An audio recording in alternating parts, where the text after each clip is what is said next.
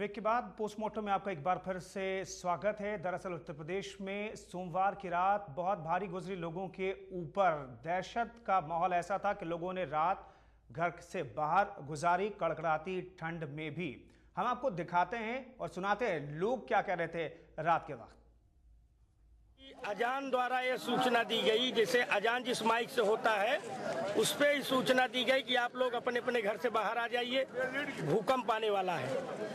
और यहाँ से कुछ लोगों ने यह भी कहा कि यहाँ कई कई जगह लोग पत्थर हो जा रहे हैं और 2012 सत्य होने वाला है क्या।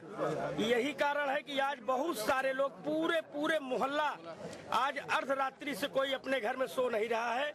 बाहर सारे लोग बच्चों को लेकर, बीवियों के साथ, माताओं के साथ, बहनों के साथ आज रोड पर बैठे हुए हैं। हम लोग के पास लगभग 3-4 बजे तक फोन आया। पता चला कि इलाहाबाद के हटिया और बहादुरगंज इलाके में पूरे इलाहाबाद में भूकंप का तेज झटका लगा हुआ है। हम लोग तुरंत घर से बाहर आ गए, तुरंत से घर से बाहर आके पूरे मोहल्ले को जगा दिया हम लोगों ने। और सारे पूरे शहर में, पूरी गलियों में पूरा अफरा तफरी का माहौल बना हुआ है। मलिहाबाद, लखनऊ, कानपुर से फोन आ रहे हैं कि आदमी सोते हुए पत्थर हो रहे हैं और कई जगह मकानें ध्वस्त हो रही हैं। इसी अफवाहों से सबको जग रहे हैं। ऊपर उठाओ तो पूरा बहराइच जग रहा है। पूरा बहराइच एक दूसरे को जगा भी रहा है, जो सो रहे हैं उनको जगा भी रहे हैं। 2 बजे करीब एक फोन आया था, तो उस फोन पे ये बताया गया है कि कानपुर शहर में जलजला आ रहा है और वहाँ के कुछ लोग जो सोते हुए पत्थर बन रहे हैं जी। तो अलग अलग इलाके में अलग अलग तरह की बातें कही गई। लोग डरे सहमे थे और घरों के बाहर थे कड़कड़ाती ठंड में। वाकई में अजीबोगरीब तस्वीर इनके ये दिखाई दे रहे। लोग जो बयान कर रहे थे और कुछ लोग कह रहे थे धार्मिक जगहों से भी ऐलान किया गया कि हाँ कुछ ऐसा होने वाला है।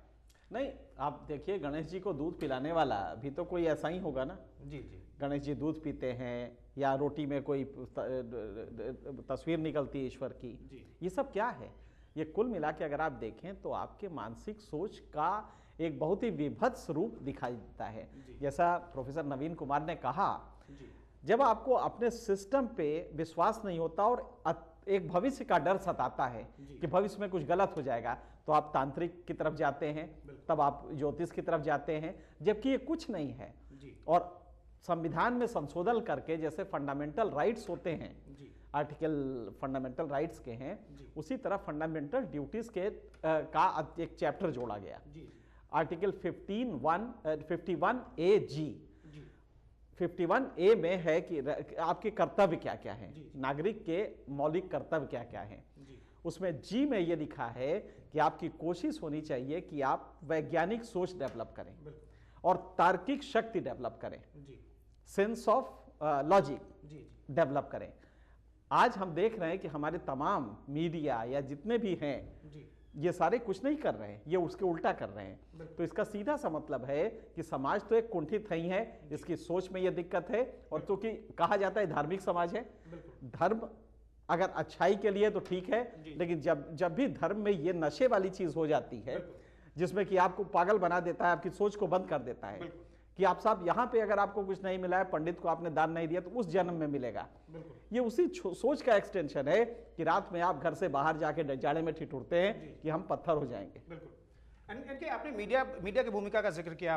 1994 में भी ऐसी खबरें थी कि इस साल दुनिया तबाह हो जाएगी। फिर 2011 पिछले साल भी ऐसी खबरें थी कि मई 2011 में दुनिया तबाह हो जाएगी। अब कहा जा रहा है कि दिसंबर 2012 में। मीडिया भी बहुत प्रमुखता से इन खबरों को छापता है और बहुत भड़काऊ लहजे में छापता है, दिखाता है। इस वजह से भी लोगों के अंदर एक सोच पैदा होती है। जी हाँ, जिस तरह से मीडिया ने किया है पिछले कुछ वर्षों में वो बहुत ही चिंतनीय है जी। मीडिया ने हमारी सोच को पूरी तरह से कुंठित किया है। आज हम जो प्रोग्राम दिखा रहे हैं ये हम उसकी पूर्ति कर रहे हैं कि नहीं, ये तार्किक सोच नहीं है, इससे आप बचें, हम अपना दायित्व निभा रहे हैं। लेकिन एक बड़ा मीडिया का वर्ग है जो कि ये नहीं कर रहा था और सांप बिच्छू से लेके तंत्र मंत्र और ये तमाम चीजें कर रहा है। हम आज भी कहते हैं कि तंत्र मंत्र कहीं एग्जिस्ट नहीं करता है। अपने सोच को साइंटिफिक बनाइए, वैज्ञानिक बनाइए, ये आपकी कोशिश होनी चाहिए। अदरवाइज आपका जीडीपी चाहे जितना भी बढ़ जाए, पर कैपिटा इनकम, बड़ी बड़ी कारें, मॉल चाहे जितने भी हो जाए, आपको कोई भी गुमराह कर सकता है जी। एक तिलक लगाए पंडित, एक दाढ़ी वाला मौलवी, कोई भी गुमराह कर सकता है आपको और झोंक सकता है एक कम्युनल आग में या अन्य चीजों में। लिहाजा इससे बचें, ये आपके लिए सबसे जरूरी है। और जहां तक मीडिया का सवाल है, आपने सही कहा है कि 2011 में तो दुनिया खत्म हो गई थी, बिल्कुल, और किसी ने भी उस मीडिया वाले का कॉलर नहीं पकड़ा किसी भी, जबकि हकीकत यह है कि सरकार के पास पावर है, मीडिया के लोगों को गिरफ्तार करके जेल के भीतर ठूस सकती थी। बिल्कुल, अगर आप इरेशनल थिंकिंग कर रहे हैं जी। तो उसमें आपके पास है इंसाइटमेंट टू एन ऑफेंस। जी, अगर इससे कोई भी ऑफेंस होता है, बिल्कुल, जैसे कल वाली घटना में भले ऑफेंस ना हो, जी। लेकिन ऐसी तमाम घटनाएं आप दिखाते हैं जिसमें कि ऑफेंस हो सकता है, बिल्कुल, तो आपके पास पावर है और आप इसको कर सकते थे। लिहाजा मीडिया को चाहिए कि इससे बचे, और यही कोशिश मीडिया की पिछले 2 साल से हम लोग कर रहे हैं। बिल्कुल। ब्रॉडकास्ट एडिटर्स एसोसिएशन जी। लगातार लगा हुआ है कि हम लोग जो भी कंटेंट दे वो पूरी तरह से परखा हुआ हो, साइंटिफिक रूप से वो सही हो, बिल्कुल। ये हम लोग की कोशिश रही। बिल्कुल, इनके ये भी समझना चाहेंगे कि बहुत बड़े प्रदेश में इस तरह की अफवाहें उड़ी, वहां पे पढ़े लिखे लोग भी होंगे जिनकी तर्क शक्ति भी बहुत बेहतर होगी, लेकिन उन्होंने कोशिश क्या नहीं की कि हाँ, समझाने की कोशिश नहीं की, और समझना चाहेंगे कि ऐसे मौकों पर उनकी क्या जवाबदेही होनी चाहिए। सवाल मैं समझ गया। अभी आपको एक बात बताएं कि हाई कोर्ट में एक जज साहब थे, अभी अभी रिटायर हुए हैं जी। वो जिसमें खाना बनाते थे, वो अपने घर में किसी को खाना नहीं बनाने देते थे, वो लकड़ी भी 3 बार धोई जाती थी, तब वो जाके खाना बनाते थे। उनके यहाँ जिस कास्ट के थे, उस कास्ट के अलावा कोई और कास्ट उनके किचन में आज तक नहीं गया है, और वो हाई कोर्ट के जज थे।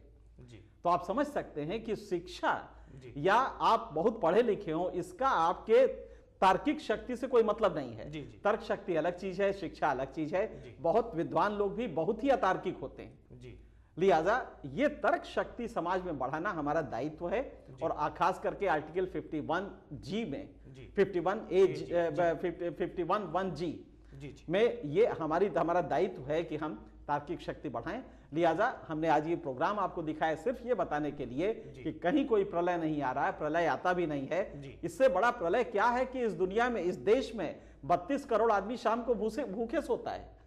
आपको ये प्रलय नहीं दिखाई दे रहा है? बिल्कुल। आप सड़क पे आने की बात कर रहे हैं, भूखे सोता है 32 करोड़ आदमी। जी। तो प्रलय तो यही है, गरीबी है वो प्रलय है। बच्चे जन्म लेते हुए 65% बच्चे जिंदा रहते हैं, 35% मर जाते हैं, प्रलय ये है। जी, जी।